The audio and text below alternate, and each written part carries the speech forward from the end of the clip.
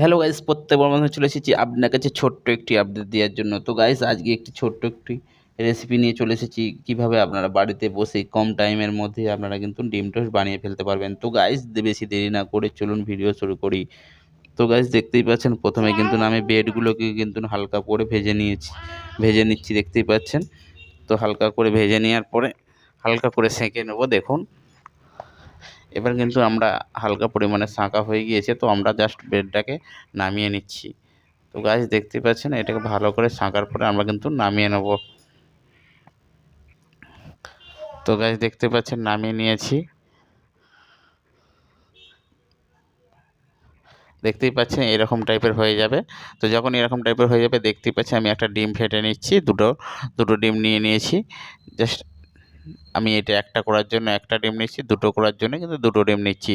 তো গাইস, দুটো ব্রেড দেবেন যখন, দুটো ডিম দিতে হবে, ঠিক আছে? তো গাইস, দুটো ডিম নিয়ে নিয়েছি।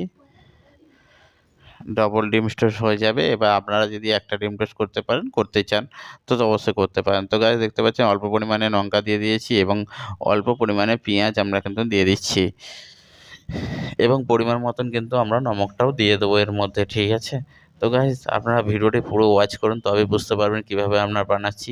তো গাইস, আপনারাও বাড়িতে বানিয়ে খেতে পারবেন এবং ব্রেকফাস্টের মতন আপনাদের খুবই ভালো লাগবে। তো গাইস, দেখতে পাচ্ছেন অল্প পরিমাণে নমক দিয়ে দিচ্ছি। এবার কিন্তু ভালো করে আমি এটাকে ফেটে নেব। তো দেখতে পাচ্ছেন ভালো করে ফেটে নিতে হবে। তো হালকা করে ফেটে নিচ্ছি, দেখতেই পাচ্ছেন।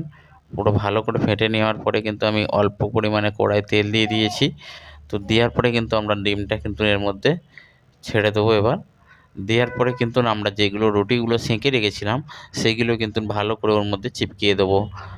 তো গাইস, দেখতেই পাচ্ছেন আমার অলরেডি রেডি হয়ে গেছে। তো গাইস, আমি এবার ডিমটা ছেড়ে দিচ্ছি। দেওয়ার পরে এই রুটিগুলো কিন্তু আপনারা কিন্তু চিপকিয়ে নেবেন ভালো করে। তো গাইস, দেখতেই পাচ্ছেন আমি চিপকিয়ে নিয়েছি।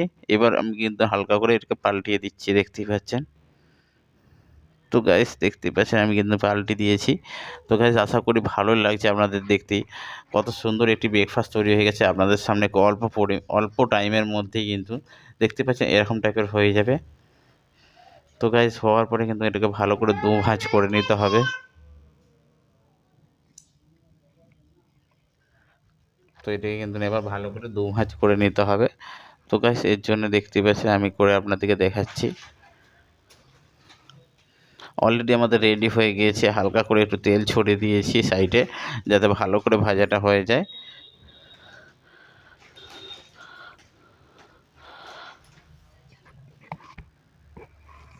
গাইস, দেখতে পাচ্ছেন এক সাইড ভাজা হওয়ার জন্য আমরা কিন্তু ইন্তজার করছি। দেখুন অল্প পরিমাণে এবার কিন্তু হালকা করে আমরা কিন্তু পাল্টে দেবো, ভাজা হয়ে গিয়েছে। তো গাইস, দেখতে পাচ্ছেন বেশি ভাজা হয়ে গিয়েছে, তো আপনারা একটু কম ভাজার চেষ্টা করবেন।